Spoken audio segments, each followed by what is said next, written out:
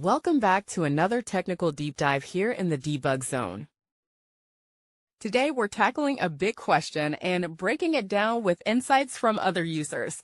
Hopefully this clears up some misconceptions and helps you get the answer you need. So buckle up, stay a little curious, and let's jump right in.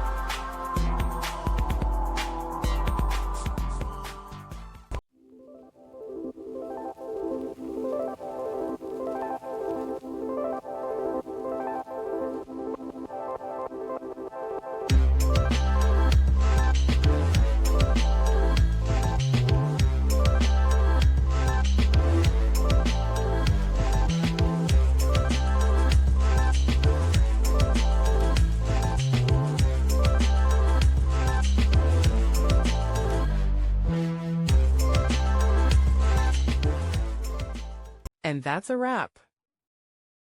I hope you found the answer you were looking for. If you did, take a second to hit that subscribe button. It really helps out. And let me know in the comments which solution worked best for you. See you next time in the debug zone.